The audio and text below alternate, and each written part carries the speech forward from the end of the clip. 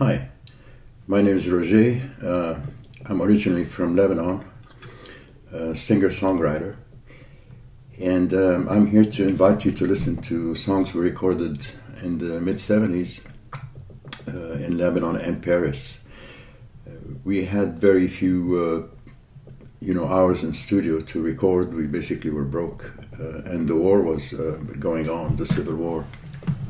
So we just spent an afternoon practicing the songs, and then the next day we went into the studio and a straight 8-hour shot. We just recorded all the songs, just laid the tracks. So everything is kind of raw, but we love the fun of recording, and we would have loved to be able to, done some edits or re-recorded or added some things. There's also a batch of songs that were recorded in Paris a year later, and these we were kind of evolving, and instead of just straight guitars and vocals and flute, we kind of wanted to show some progress in the music and invited a drum player and a bass player and a keyboard player to play with us. And the result was completely different. Again, it happened over one day for lack of money, but we really enjoy these songs. So I hope you enjoy, and let us know via comments and any which way you can if you like the music. There's much more where that came from, and it keeps coming. Thanks. In the garden, trees are growing slowly.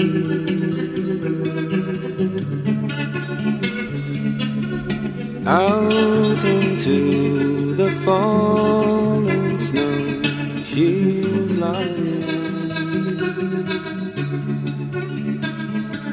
Her man should be there, but he would not come. He's waiting downstairs, his head on the ground, for the child to go home.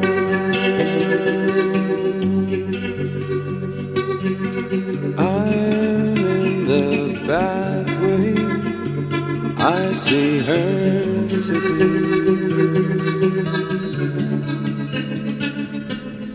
Birds are flying.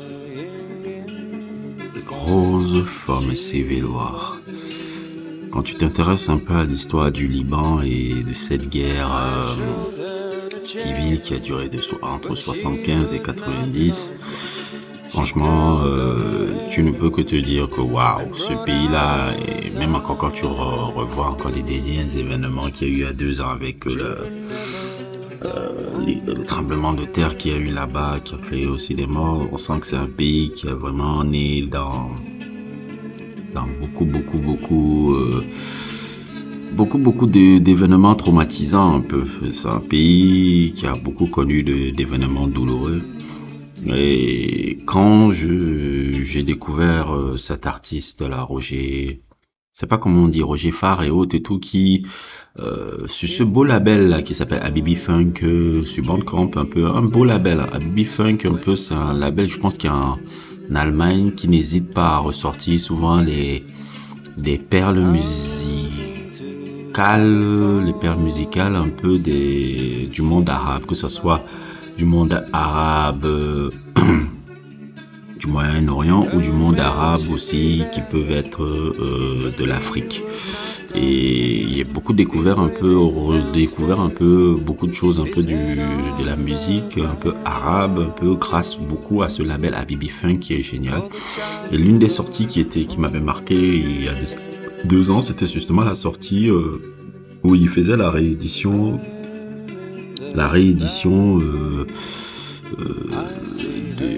de la collection un peu des sons un peu de ce Roger Fakir, et qui l'ont transformé en un album qui s'appelait Fine Anyway, comme son album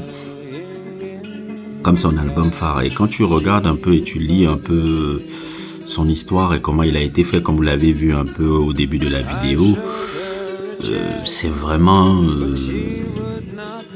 c'est vraiment un ovni sorti au Liban comme ça. Parce que quand j'écoute ça, je vois les influences de Van Morrison, je vois les influences de Tim Buckley, je vois, of course, les influences de Bob Dylan, les influences de toute cette musique-là et qu'il a essayé de combiner un peu avec le style arabe et tout. Et quand tu sais que ces projets-là ont été enregistrés en une seule traite, en un seul jour, et que ça garde toujours cette candeur, cette beauté, ce truc, tu ne peux te dire que quand même c'est pas ces albums-là, mais cette collection de sons qu'ils ont transformé en album, parce qu'il y en a deux, hein, il y a deux projets qui sont sortis comme ça. Il y a un qui s'appelle Fine Anyway qui est sorti sur le label Habibi Funk, et le deuxième qui est sorti je pense il y a juste quelques temps, ils l'ont appelé East of Ennis Place, qui est toujours dans la série de collections de morceaux que Roger Fakir avait enregistré déjà dans les années 70 entre le Liban et tout. Donc c'est vraiment un artiste qui a eu une résurrection depuis 2 ans par rapport à vraiment la ressortie sur Habibi Funk. Lui qui, ses musiques tournaient un peu partout au Liban, un peu à la période de la guerre.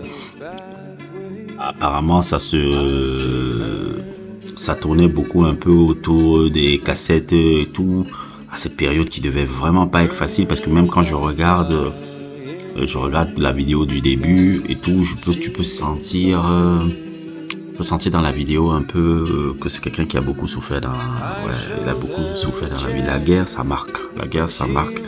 Et je ne souhaite à personne, même à mon pire ennemi, de vivre une situation un peu de guerre civile, parce que je pense que la guerre civile est la pire chose qui puisse arriver dans un pays. Quand tu vois un peu comment il a fallu énormément de temps pour relever le Rwanda, c'est un peu un miracle que le Rwanda s'est relevé. La guerre civile, c'est quelque chose de terrible. Quelque chose de vraiment terrible. Et de cette époque-là, de ce truc-là, est né vraiment ces morceaux-là. Et quand j'écoute ces morceaux-là, je ne peux que ressentir quand même la tristesse et l'espoir un peu d'une situation meilleure un peu dans le pays. Parce que quand tu écoutes ces projets-là, ça n'évoque que ça, mais c'est quand même d'une rare beauté. C'est d'une rare beauté, d'une rare finesse et tout. Et c'est aussi le testament d'un artiste qui, comme d'habitude, grâce à Internet et grâce toujours à des passionnés qui n'hésitent pas à rechercher les perles rares, comme ça partout dans le monde, comme un peu les mecs d'Habibi Funk là qui sont incroyables. Et je connais quelqu'un qui connaît bien ces gars là d'Habibi Funk. Il y a un Tunisien ici là que je connais qui est aussi un grand collectionneur de musique et qui m'a parlé, qui connaît très bien aussi les gars d'Habibi Funk là, qui ont vraiment fait, ils font vraiment du bon boulot, hein. Vraiment du bon boulot, parce que grâce à eux, depuis, il y a même eu des articles qui sont sortis partout un peu dans le monde. Il a une résurrection un peu où tout le monde a découvert cette musique géniale. Encore une belle histoire, encore de la musique comme ça, d'un artiste que il avait des projets qui étaient là depuis, qu'il avait gardé et tout. Et il y a un label qui s'intéresse à le ressortir, ça ressort 30 ans plus tard. Et tout un public se redécouvre à découvrir vraiment cette de musique déception, quoi. Je pense que c'est sur cette belle parole que je vais arrêter mon sujet. N'hésitez pas à liker, n'hésitez pas à vous abonner, et à plus pour d'autres aventures.